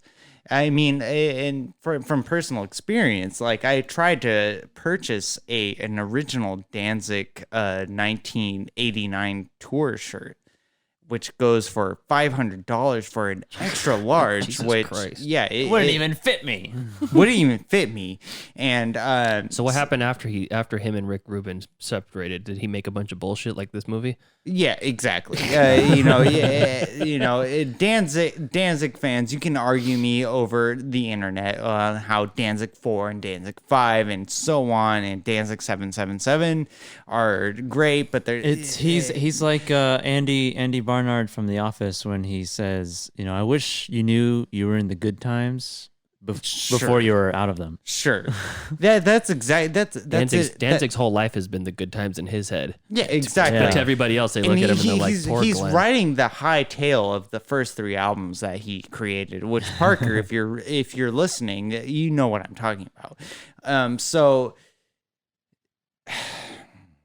Are you okay, Tyler? And now, well, okay, so this isn't an episode of Tyler and commies. Yeah, no, Tyler and commies. I don't even want to hear that name. Can I chime in, or is that okay? I'm just trying to provide context to the film because The context is that Glenn Danzig is a punk rock singer. If you want to say punk rock, maybe like a metal, death metal, black metal, it's something. horror punk. Okay, horror punk, even better. He's a singer. Even better. What is that supposed to mean? He's a singer of the Misfits, and then he went off on his own and did his own solo projects called Danzig. He's got he did Samhain, and He's then got- he did okay. Danzig. Fair enough. This isn't a Danzig episode. Well, It you seems sure like as it. shit are trying to make a Well, fucking I'm Danzig trying to episode. make a context. Let me Verotika. let me summarize for you, Tyler. Okay. Everyone now knows who Glenn Danzig is. Okay. So Okay. he's a singer of apparently a horror rock. Is that what it is? Horror rock? Yeah, horror punk. Horror And- punk. Okay. So and above me. his heyday is over, and he decided out of the blue after he's no longer relevant to make this movie, and he's got a ton of fanboys that will watch it because they'll watch anything that Glenn Danzig makes, and he made including me. yeah, and I was very intrigued by the idea of him Sure. writing and directing a movie. Because it probably had a promise to be very bad, and but maybe because he has so much connections in the music industry that he could parlay that into somebody that could put it in a direction Okay. to make it successful. Sure. And he did not. Well, so let me finish the context. Okay. So the context is that Danzig, he doesn't kid himself. Like he's very serious. He there's no self-parody. And so when he directed and wrote Verotika, it was much of a George Lucas situation with the prequels where like he was surrounded by yes man and everyone was like, oh, this is badass. Tyler's This is reading really this off cool. of a piece of paper right now. He's preparing his whole statement. He has an MLA formatted essay. He's got like 4 pages left of this essay. I'm confused, but okay, go ahead. Just providing context to the listeners who are not listening So or much context. who are not watching Verotika. The context is that Danzig takes himself seriously. He doesn't joke about himself. He lacks self-awareness. Exactly. He's like- Joseph put it perfectly. He lacks self-awareness. He's like Drax from Guardians of the Galaxy. He doesn't understand satire or hyperbole. That is exactly correct. And so, with that said, he created Verotika. And now we can talk about it. And now we can get into Conversations start now. All right. So You're fond of me, lobster. so So Tyler, why do you? You said you didn't like this movie. I watched this movie and I was thinking, like, oh, this is gonna be like a really good anthology movie. Like, Danzig is I going wouldn't to even call this an anthology. Like, well, hold on. My first thoughts were Danzig is gonna transcend from music to film. He's gonna be like Filthy Frank and turn into Joji. oh yeah, Well, exactly. he's going through his Joji morphosis. Exactly. He's gonna transform To a into beautiful- from a musician beautiful to a black filmmaker. moth. You know, like I was The moth thinking. from Silence of the Lambs. I was thinking that this was gonna be this moment where he is just not musician, but an enigma into society. But then I saw Verotika, and I was like, oh. I need to make my 2 friends watch this. And then This has to be Was seen. it after you penned your manifesto that you decided to have us watch this? Exactly. You know, like I wrote a manifesto about Danzig, and then I watched Verotika, and then I scrapped it all, you know, on my Threw it out typewriter. the window. Yeah. Follow us on Facebook. We're gonna post the entire manifesto. It's a PDF. It's like 7 gigs. Yeah, God. it's very long. It's mostly drawings. And so I watched Verotika in hopes like I for preface I already read the bad reviews, and I watched the Red Letter Media Half in the Bag of Verotika Before? before. Oh. And I was like, I mean, I have a very high regard for the opinions of Jay and Mike, and so I was like, okay, I'm gonna watch it myself. And so I watched it. I paid $10 to watch the movie at $10. first. Yeah, Did you purchase it? Yeah, I didn't purchase it like To own it. keep it, but I paid. You rented the HD version. I paid $10 to watch the HD version, and I was like, "Oh my god, what the fuck am I watching?" And so that's when my faith quivered in Danzig. I was like, The fuck you talking about? I was like, "Oh my god, Danzig can't direct a movie." And so He did though. He did direct a movie. he did direct a movie, and He it was quote unquote directed a movie. And so let me put it this way: Verotika is The directorial debut is Glenn Danzig. Written also by Glenn Danzig. Verotika is inspired by the comic book that he has funded through his mass amount of wealth from his first 3 albums. Did you guys see like the old Star Wars or Star Trek movies? Like the one, I don't know which one it is, but the one with the whales. There's whales and they have to save the whales or something like The movies? yeah. yeah, The Star Star Trek Trek movies that. are, And they spend like 45 minutes talking about galactic politics that no one knows anything about. no one cares about I'm either. getting this really weird flashback to that movie right now. that astute observation. Astute observation. Astute observation.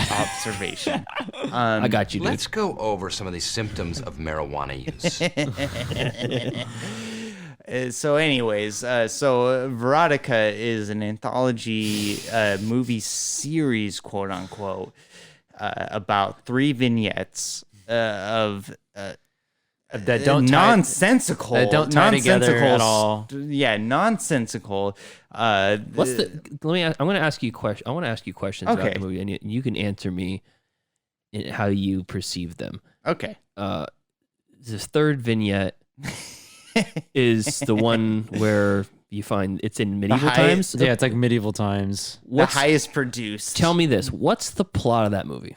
Well, there's That mini movie. Well, I can't tell you. There's really the only thing I can tell you about the third vignette is it's There's a boobs. princess There's boobs. There's who at least 2 boobs. drinks blood, and there's nude women. I don't even see her drink blood. She just rubs She it just on her rubbed face. it. She licked it. Well, She licked- I mean, it's implied that she drinks it. Is it? It's implied. Implication yeah, is that definitely in the she dialogue. just has it's a weird implied. sexual fetish. What's the point of the blood on her? There's no point. We'll get into that. No, I'm asking this. We're into it right now. We're talking about the movie now. I want to get into chronologically the vignettes. So I don't even remember what happened in the first one. The yeah, girl, Spider-Man. the girls, It's man spidered. the main okay? character girl has eyeballs where her nipples would be, Oh yeah, and for some reason. Spoilers. she's clearly a porn star in real life. Okay, so let's get And into they do it. a terrible. Let's get into Yeah, it. So 12, the first vignette, 37 minutes yeah. in. Let's get into it. So the first vignette, as Pete has eloquently described, is that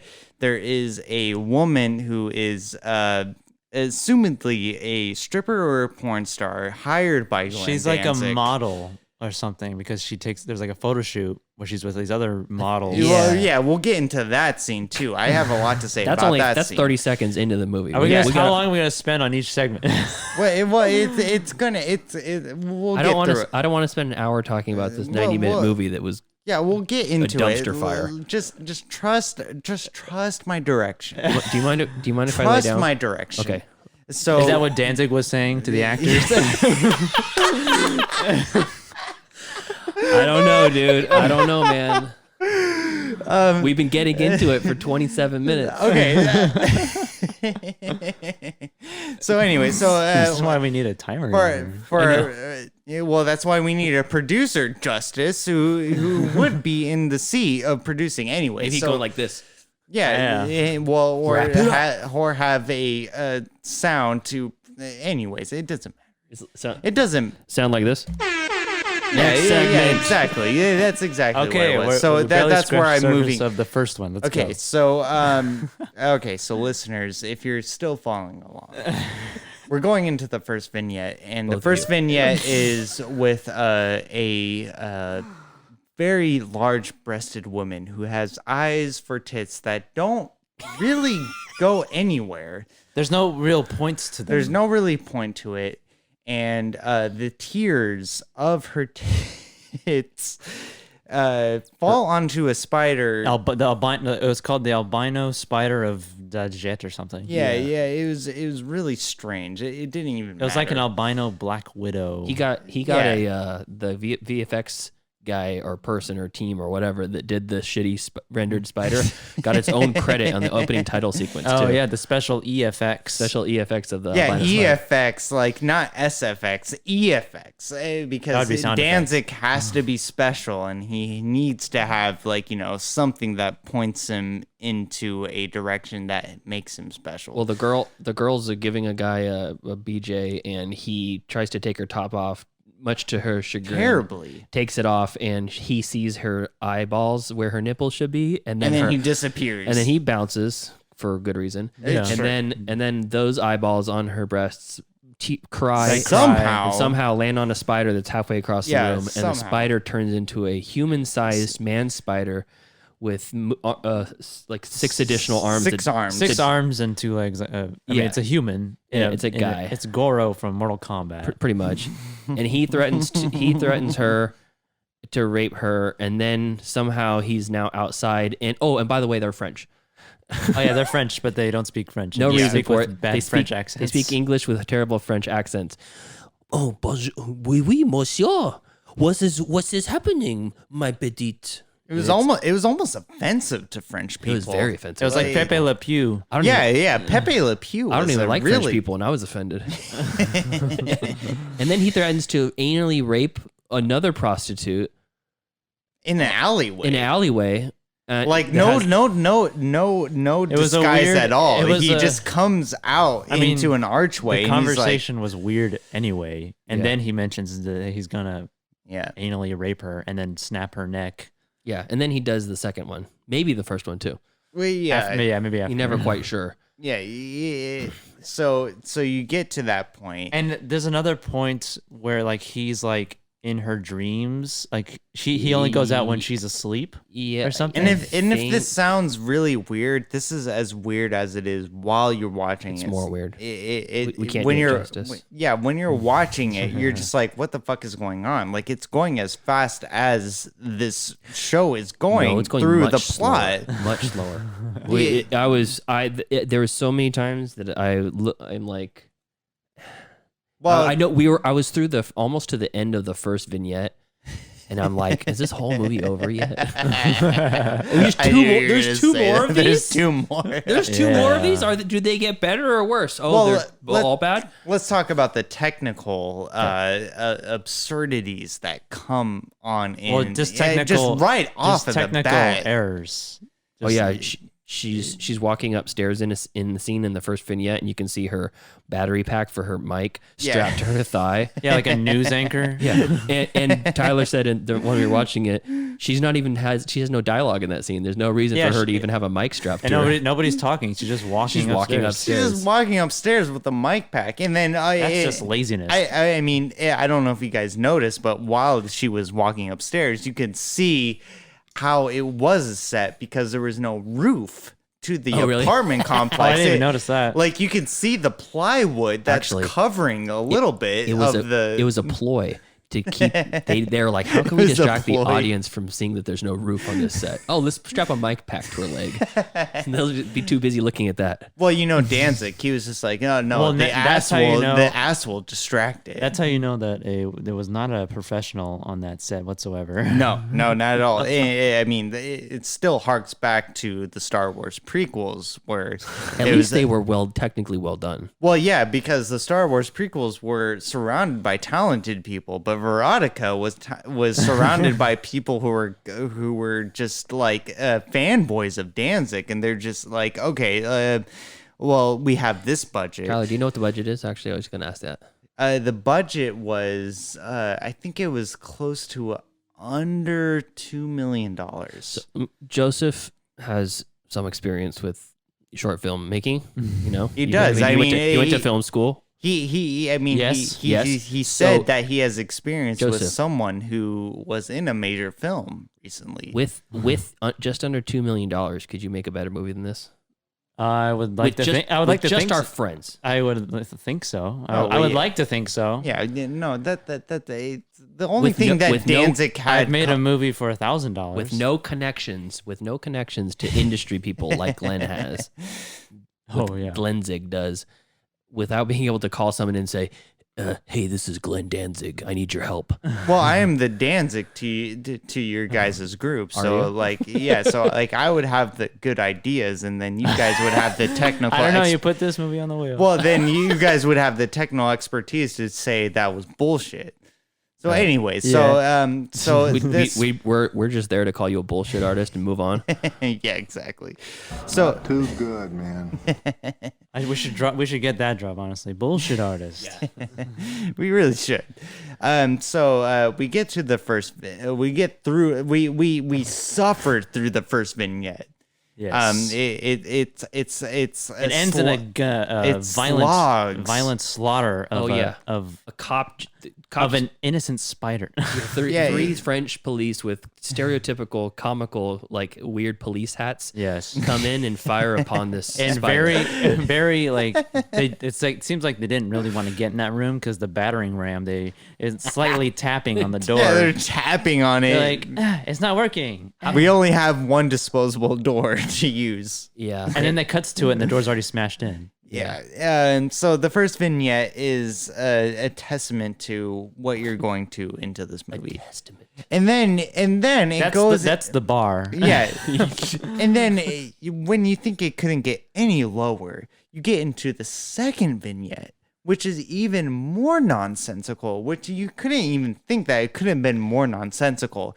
You're thinking like, oh, this was bad, but maybe this was just like, you know. Oh, you think that's bad? Yeah, maybe this was just like, you know, this was the first thing. Oh no, it's bad. It's a stripper, a mystery stripper who It's Mystery Woman. she never explained why she does this, but she cuts women's faces face Yeah, off their so- skin off their face, but she wears it onto her face, which has these very minor scars on it. And she covers while she's in the show. Yeah, she puts it on her face so they have nice skin or whatever, and then when she's a stripper, she wears a fucking mask. She wears a mask and a cape. So all you can see Yeah. it doesn't make any sense. Like, if you're gonna go through all the trouble to kill someone and wear their face, at least show it off. So the I first vignette, it showed a lot of technical errors of showing the set of the plywood and the mic packs and like the bad dialogue. And then we get into the second There's vignette all where bad dialogue in this movie. well, in all three stories. Of course. But in the second vignette, you have Glenn Danzig renting out The writer and director. Yeah, writer and director Glenn Danzig. Mind you, he wrote and directed. Yeah, I this just want to. movie. This isn't his second movie. This is his first movie. His first movie. He rents out a strip club, probably somewhere out in Portland or some Midwestern state. Telling me he doesn't own that strip club? No, he doesn't own He the owns strip. that No, strip no, club. he doesn't own it. What he does is that he knows a strip club owner. He's part owner. Yeah, you know, he He's gave a partner. He gave a little cash to a strip club owner. All right, have it your way. I think he owns that strip club. And he had 2 days to record at a strip club. Like the strip I think club. they recorded the whole movie in one day. Yes, that entire movie. And so the second vignette is What's it I think the second vignette Change is, your face or change what? yeah. Change You face. you don't remember because Faces you're of change. I can't remember. You're so enamored by the terribleness of the movie that you don't Shut your even. mouth. I wasn't enamored by anything. Well, no, I was gonna say you're enamored by the terribleness of the movie that you don't even remember the vignettes that are presented in front of you. Which, by the way, the vignettes, the titles are like flashed at you. They're not like The title card that shows the name of the new story you're about to receive. Exactly. And It's like half a second long. Yeah. not even half a Face no second cut. long. It was like a millisecond. It was just like boom. And so the second vignette is about a stripper who steals faces from other women Yes. who are supposedly porn stars. I don't know. to give her credit, Tyler, she asks for the face first. Yeah, she does ask. And then when she cuts the face off, she says, "You should have given it to me when I asked you the first Yeah, time. It because- would have been so much better, I guess, somehow." Yeah, because anyone's willing to give a face to But I mean, some random even it- broad in the even if- street. Even if the girl said, "Okay, you can have my face," what then? It still sucks. You still have to cut her fucking face off. Yeah. Maybe she kills them first if they say yes. I'm gonna put Kanka all over your face so it's numb, like when you have a cavity. Yeah. So in the second vignette, it's more nonsensical. We're in the second vignette. Yeah, We yeah, get it. yeah. So if you thought this show was going on for too long, watch Verotika. So He's trying to encapsulate the feeling of the movie. This is in it's basically his talking. a modern art piece that we're there's experiencing a right now. lot of knowing the Verotika brand because it's a comic book series that Glenn Danzig that nobody knows. nobody knows, but Danzig funds. There's a lot of like comic book scene like shots, like really you would close up see to it in- the eyes. You would see it in a panel. Yeah, exactly. Especially with the cop scenes, which were hilarious. The bald cop was. I'm gonna find you, mystery girl. like Yeah, you would see that. like comic that. book. That's a good comic book scene, but in a It film just medium, translates to a movie. They already did that. It's called Sin City. You're not Zack Snyder. So I was what did you guys think of the second vignette though? Like, I mean, that was. Did you think that was worse than the first one? I mean, that's how I felt. well, I thought that's how you felt through the whole film. I was It just got more. That feeling just got stronger as each one. It was like a passed. momentum. It was like Yeah. a momentum. in my head. I just kept thinking, Stop it. "That's it." Enough of these games. Yeah, I was confused. Like, I enjoy a good bad movie, but like when the plot doesn't even make a 1 ounce of sense, it's not hard. even. It's not enjoyable. It's like you can't even. It's like they didn't even try. Yeah. I don't want to see someone's half-ass attempt at something. I want to see someone's full-ass attempt at something and miss the mark by a lot. Yes. And That's why we love Neil Breen on this show. Is Yes, because he really puts his full ass into everything he puts does. his whole ass. But he puts his whole ass into his projects. The I think Glenn Danzig was just like, oh my god, I got a hold of a cinematic camera. This is what I'm gonna do. I gotta do something. I have it for 2 days. I have to make something. Exactly. He's like, I gotta make my money back on this somehow. The cop is, for some reason, I guess because she's killing women, but the cop is trying to find Mystery Girl, and he finds her. She almost kills him. Somehow he shoots her with his gun, even though she was behind him, and then she runs away. Yeah, she's like hiding in the dark, gets behind him. And then she goes to a nude strip club in a new town, apparently, which looks very remarkably like the old strip club. Yeah. And he had a 2-day he just- rental on the strip. he just shot it from a different angle and changed all the LED lights they had in the background. Changed out the strippers. Yeah, and her hair was the same. She was wearing It a was all mask. Danzig female. She was wearing a bands. mask again. She had the same pasties covering her boobs. Yeah. And she changed her name, get this, from Mystery Girl to Mysteria. So no one could ever tell who she was, especially that cop if he were to roll into that town and attend the gentleman's brunch at that strip club on a Wednesday afternoon. Yeah. So, yeah, second vignette, 0 Baby Yodas out of 10. It was, it was all tits. Yeah. And there was no, it was Yeah, it was very just in your face. I thought it was used very gratuitously. It's like if there was a reason for the nudity, great. But I mean, besides the fact that they are strippers, which doesn't need to be the case, or that the chick is a prostitute in the first one. It harks back to the context of Glenn Danzig, where he can't make fun of himself. He says, "Write what you know," right? People say, "Write what you know." Glenn Danzig knows himself. I know some strippers. Glenn, it harks back to the only how people I'm friends with are strippers and a couple of pirates, yeah, and a spider. Okay, so it harks back to Glenn's Danzig attitude. Another movie with a giant spider. Yeah. On that, Enemy. which I could talk a lot about how an Enemy is connected to Verotika.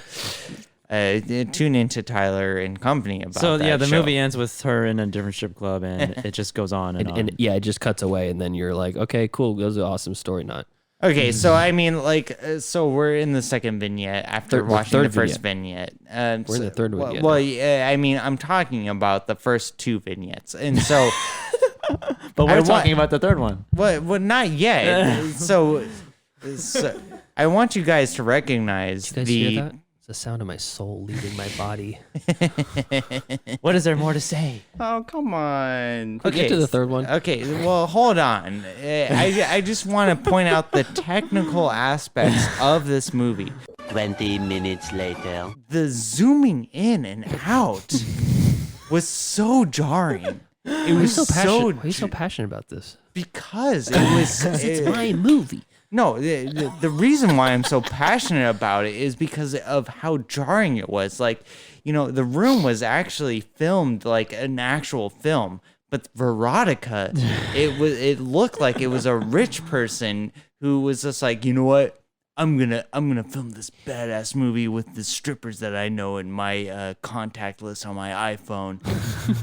I'm confused about your opinion on this because you have like this reverence for Glenn Danzig and also like his movie. I'll get into my opinion We've about. heard all of it, but then you basically talk shit about it and you say I'll that get it's into piece of shit. Okay, well, Which it is. Okay, Pete. I'll get into my opinion about Danzig and the end of this episode, but we're gonna recap. Okay, but I want to point out that the technical aspects of this movie was so jarring. Like, you see like these very unnatural zooming ins and zooming outs, and also the wipe aways. Is this a feature-length commentary?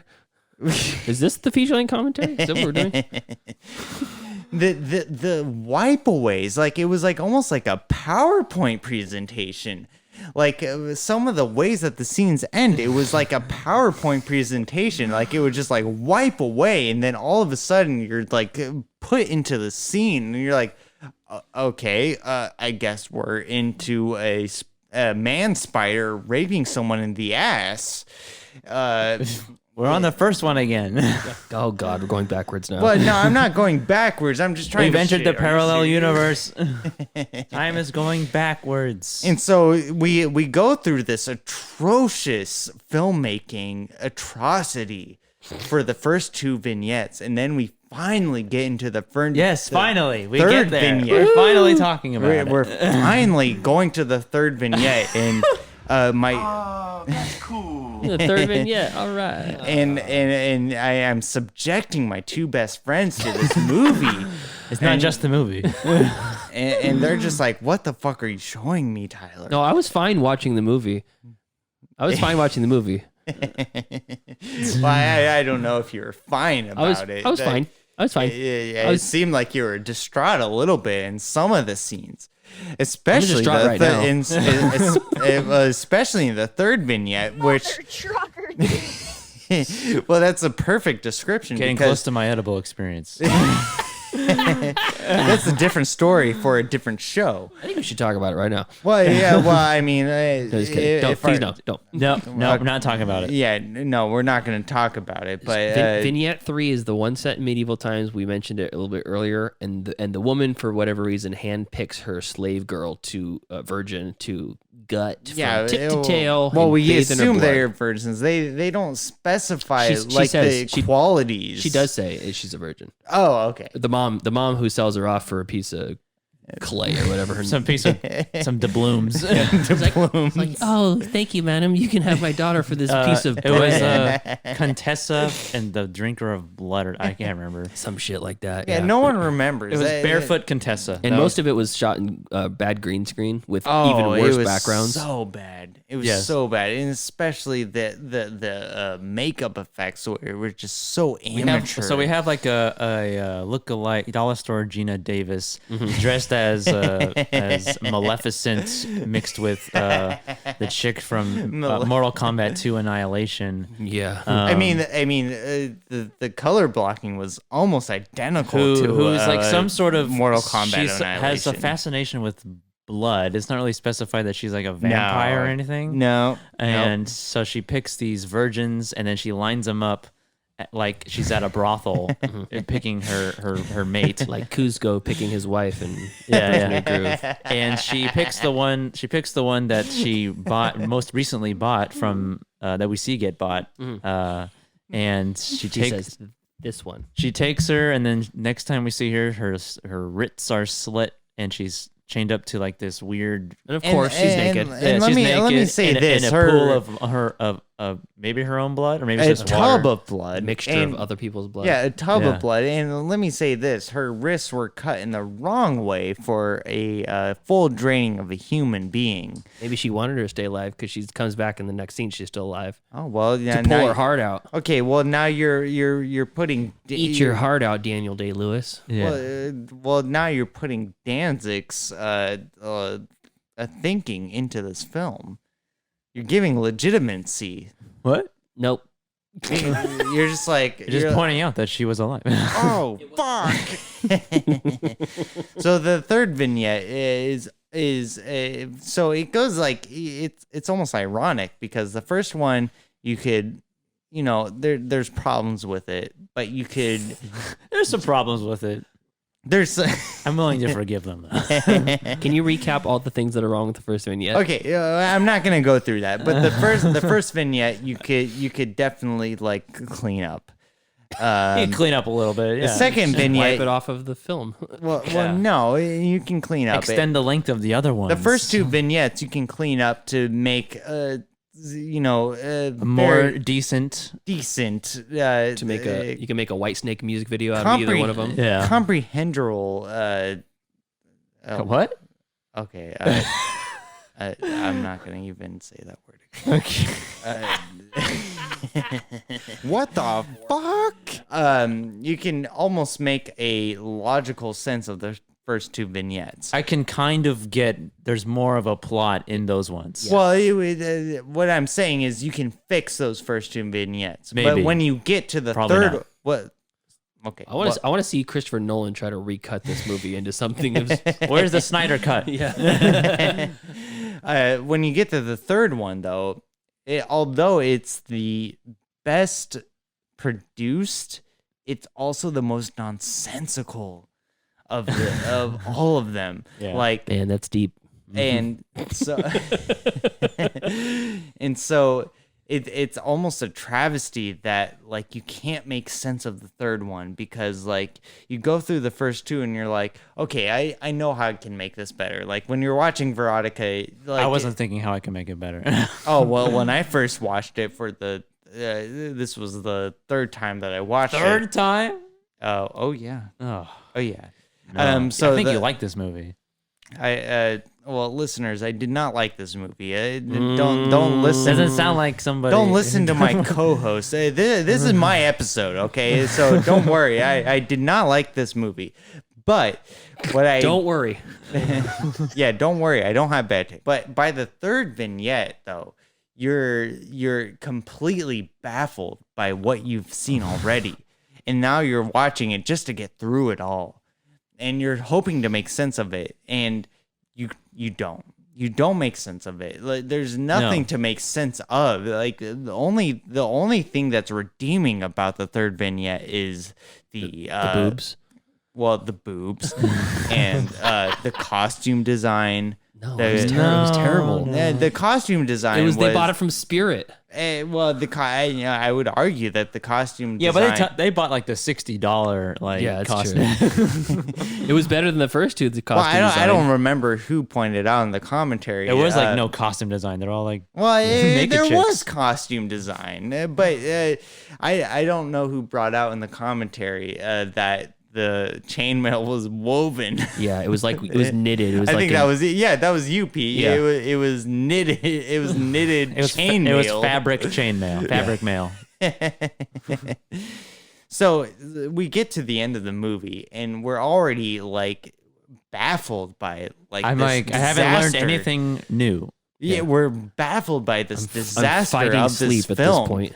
We're just like, what? Okay. So what is going on? And it does no justice. And then after the third vignette ends, we're brought back to this Elvira mistress archetype who has no meaning to any of the anthology at all. You didn't really need to be in there. She had no meaning at all.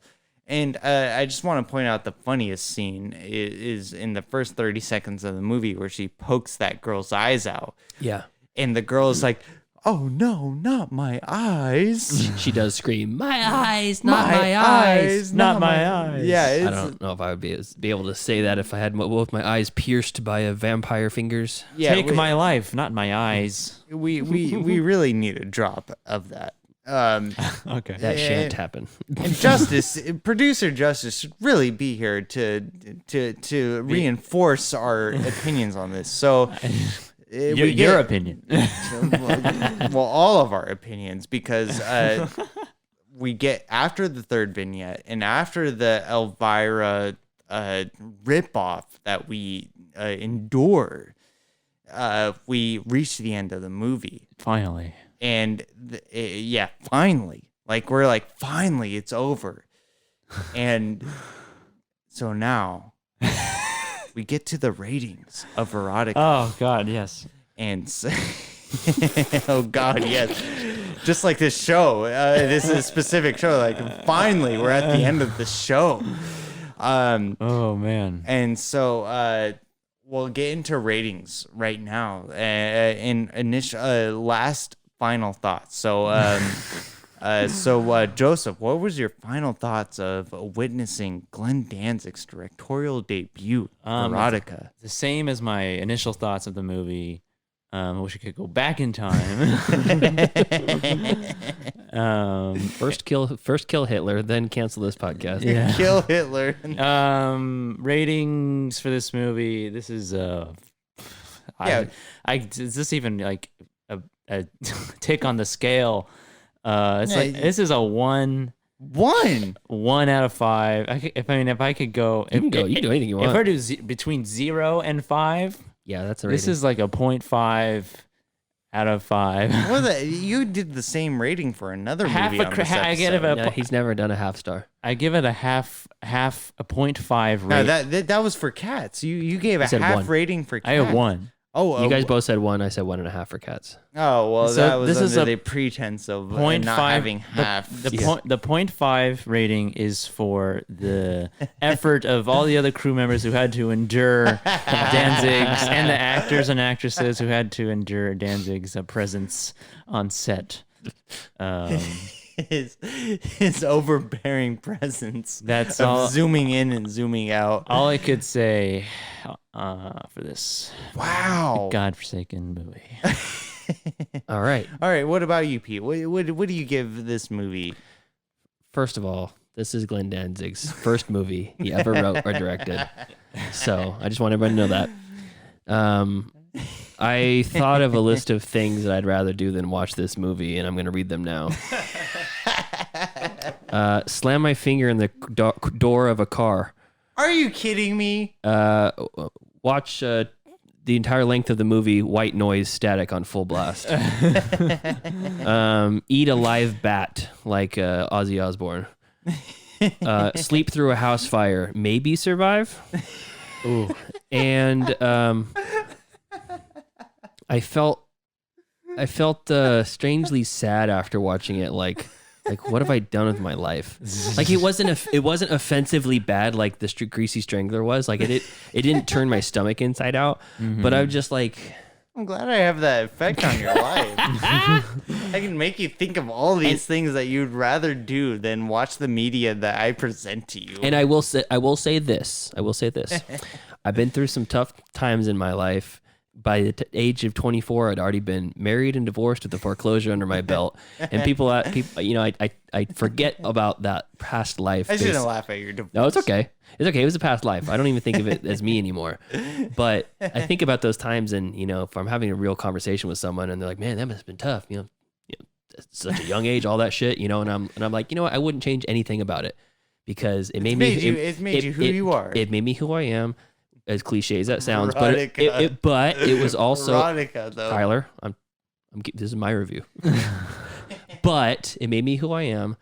But at the same time, I learned a lot of lessons about that part of my life. I feel the same way about Verotika. It was as traumatic to me as a divorce. But I'm mad that I watched it. So You are mad, or you're not mad? I'm not mad because here we are. We get to have this great night. Watching Veronika do a divorce. That's oh my god! But we get to have this 9-hour podcast that we're releasing into. I know this podcast has been going since like 3 o'clock. I know. So, anyways, it doesn't even register on my radar as the rating on the rating system. It's above that. It's a half star, a 1 star. It's the bottom of the barrel. It's more of an experience than a rating. No, the Greasy Strangler I enjoyed more than this. Cats I enjoyed more than this. Yes. Oh my god! It just I'm not joking. If you guys weren't in the room, I'd be asleep within 20 minutes maybe. And if it was. And I'm talking, if I were to put myself in this headspace there, I chose to watch this on my own. And I put this on Saturday afternoon after a full night's sleep. I would probably fall asleep within 20 minutes because it's just boring. It's just not. Yeah. It's not good. The content is bad. It's fun. The technical downfalls and detractors of it are the most enjoyable thing to watch because it's fun to make fun of that sort of thing. Sure. Knowing that it's so many quote unquote professionals were involved in it, and it's Schadenfreude to put yourself quote unquote professionals. Yeah. So that's my rating. Watch it, don't watch it. Noodle, don't noodle. Whatever. Okay. There was no number involved. Yeah. Yeah. I can't even. It's an experience. It's on more its than own a rating. It was not an experience for me. It's gonna be. It's not a good. I will experience. Remember the Greasy Strangler. I doubt I will remember this movie. Okay. Well, I'm let me get forgetting into it as we talk. Yeah. Oh. Okay. Well, let me get into my rating. I'm going to give it a gratuitous 1 star. Okay. What? If you said 3. No, I'm not gonna give it a 3. It's not good. Okay, so that's the thing is I love Danzig, but I only love Danzig for his Misfits, Sam Hain, and his first 3 Danzig albums. That's only the fandom that I have for Danzig. He actually released a Elvis covers record, which was terrible. He released Verotika, which is terrible. There's no defending him at this point. At this point, there's no defending him. Like after all the great things that he's released, you can't defend. Well, Verotika. Danzig, you're washed up now. Yeah, you heard it here first. Middle class film class says throw in the towel. Hashtag Danzig is over party. Well, it's just more like just don't surround yourself with fans. That's really what it is. Surround yourself with people who will challenge you. 1 star out of 5. The only reason why it gets 1 star is because he actually put his financial stake. His stake. Yeah, exactly. He put his financial stake into this movie, which was a multi-million-dollar movie. Which was a bad idea. It was a bad idea in hindsight, but he had the extra money to put in a movie. Yeah, I heard that Glenn Danzig smokes weed. Well, I don't know. The trick is to have foresight. Yeah, I don't know about that, but I was reference to that Facebook post where someone hacked his page and photoshopped pictures of him smoking weed, and he's staunchly against marijuana use. He's staunchly against almost everything in life. Like he like fun movies, good movies. Good movies. He has such a controlled image. Subtlety, class, tact. Which is why I think this movie is the next room of our generation. No. I feel you don't think that? No, absolutely not. No way. Not even close. This one, the room is way more accessible than this movie. Well, as soon as 25% of your camera time has bare breasts in it, you lose a big chunk of the audience too. Yeah. Well, with that said, I think we all have a very consensus that we did not enjoy Verotika. It's a bad movie. I think one of us enjoyed it a little more than. Well, I enjoyed talking about it more. Yeah, that's true. I can tell. Yeah, it's, I want to read that manifesto. So let's get into we're next week's choice. Yeah, so I'm erasing the animal, which was my MacGuffin on the wheel, which was Verotika. So Pete now has the space to put a MacGuffin on the wheel.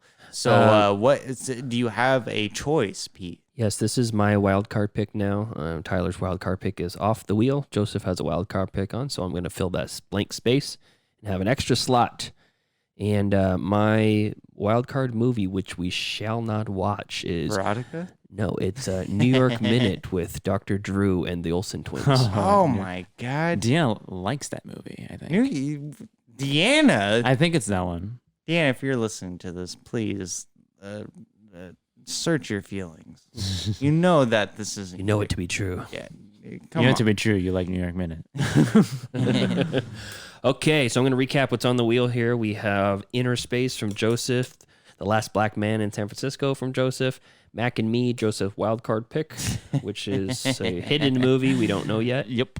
Suspiria, the remake from Tyler. I can't wait to talk about that movie. The Fifth Element from Pete, The Lighthouse from Tyler, and speaking of which, the Lighthouse lamp sold for $80,000. It never changed through the original. That was the final bid. That was the final bid. Thanks, listeners, for not donating $80,000 to us to purchase this 800-pound light lamp. The lamp went for $80,000. The lamp is 800 pounds, 6 feet tall, 4 feet wide. The mermaid figurine that Robert Pattinson jacks off to went for $110,000. 110. That's unbelievable. We were talking about that. Me and Brie were talking about that when you posted the stuff to the Facebook, our Facebook page, and she's like, "I can't believe how much that went for." And in my head, I was kind of trying to logically deduce how that was possible. But if you think about it, the audience that wants to have that gigantic lamp in their house or their private collection, who even has the ability to do it, would be to have it house it somewhere is very, very minuscule. Well, let me ask you this, guys. Do you think the guy who purchased the mermaid figurine jacked off to it? You have to. Yeah, well, it's an obligation. It must have been at that point. I mean, they must have had several of those because Robert Pattinson destroys one in the movie. Yeah, maybe two. In a fit of cum rage, hilarious attempt to stab a wooden figure with a knife. Is it wooden? I thought it was soap. I think it's supposed to be soap or wood or something. Supposed to be soap. Anyway, so the Lighthouse is my pick. By the way, don't watch The Lighthouse and take an edible. Or don't take an edible and then watch The Lighthouse. We'll get on that on the other show. And the last square is E.T. the Extraterrestrial, which is my pick, childhood horror movie. I can't believe the childhood horror movie. Wait, that's not a MacGuffin, right? No, you asked that last week too. Well, I have to. I can't believe I have to watch this movie eventually. Oh, one of the best movies that Steven Spielberg ever made, a heartfelt tale about an alien and his childhood friend. Well, you can't believe you have to watch that piece of shit. I mean, Drew Barrymore's breakout performance into Hollywood. We can have a whole episode of what Spielberg's greatest movie was. But anyways, go on. What's Spielberg's greatest movie? Well, it's Indiana Jones, of course. Raiders of the Lost Ark. Okay. All right, so we're gonna spin the wheel, and this is for what movie we're gonna watch next week. And here we huzzah! Oh my God, I can't believe I'm witnessing this.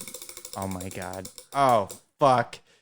Oh, Suspiria. Suspiria. Oh yeah. Another time. All right, cool. So This one's gonna be under 3 hours, I guarantee. okay. Well, it will be. No commentary track provided. We're gonna yeah. This is- Tyler's we're gonna limit him to less than 7 beers next episode. Okay, so to put this in perspective, I hope you guys watch the original Suspiria. And to our listeners, I hope you guys watch both Suspirias, the original and the remake, because they both come into play with this review that we're going to have. Wait, so this is 2 movies I have to watch? Well, yeah, it is. What? Well, I don't feel like we're doing that. Well, yeah, okay. Well, the first Suspiria isn't that long, okay? And actually, I think that You haven't you seen the first one? No. The what? I think you like it. You didn't see. That's it. not the point. I'll watch it, but Okay, well, I don't want to have to watch it for this episode. No, you did watch it because this is a callback to Adam. I didn't go to the Red Museum, Suspiria. Oh, okay. Well, I did. I'm gonna replace Suspiria on the Wheel with season 7 of Friends. We're gonna watch you're gonna have to watch the entire season. The whole season. Yeah. Of Oh Friends. God. Okay. So this is the remake, right, Tyler? Yeah, the review is the remake, but I highly recommend to our listeners and to my Already seen my it. good friends. It's not required though. It's not required, but for my good friends, I hope you guys watch the original. Is the original one streaming? No, it is not. Oh, then I'm not gonna watch it. Well, it might be. I'll Venmo you if it's not. The original is made by Amazon Studios. It's an incredible film. No, the the remake remake. is made by Amazon Studios. That's what I said. No, you said the original. You said the original. Well, okay. The original is made by Dario Argentino, where you should watch that movie. Oh. It's amazing. I think it's Dario Argento. It's Argento. Okay, well, The I country Argentino. The male version of Well, I do class myself as a pretentious illiterate. Suspiria, the remake, is what we are going to have the main topic of discussion about is streaming on Amazon, so everyone can watch it. Everyone who has Amazon. Yeah, and it's not required that you watch the original, but for the whole episode, it's going to. We have your IP addresses for when you download this podcast. We're gonna call you and make sure you watch that damn movie before next week. Watch the original, watch the remake, and also maybe listen to the Goblin album that they made for the original. Oh, yeah. Because the Goblin by Tyler the Creator. Yeah, I was like, what are you talking about? which is a great album by Tyler the Creator, But And not related to Suspiria. not related to Suspiria. Please watch the 5-hour director's recut of Verotika. I think you and Danzig would make good friends. We probably would. I guarantee it. We're reviewing the remake of Suspiria next week. It's an incredible film. It holds up even if you don't watch the original, although it calls back to the original. It's gonna be a great episode. Let's get the fuck It's out of here. It's gonna be a great episode. So let's get out of here. Follow us on Facebook. I'll wrap it up. Yeah, okay. Take the lead. Thank on you. this. Follow us on Facebook, facebook.com/MCFC podcast. Send us an email, mcfcpodcast@gmail.com. Follow Tyler on Instagram. Tell him how much you love this extended director's cut of this episode at Middle Class Film Class on Instagram. And check us out on YouTube. If you don't have access to a podcast player at your work or home, we have all the episodes uploading as we speak in the archives. So That's true. Yes, please send your mail and your recommendations, and expect more from Adam in the future. And, Adam Flops. And Adam's Flops, a working title. And until next time when we watch Suspiria, see you later. Yeah, see you later, guys. See ya. You shut your mouth. I wasn't enamored with anything.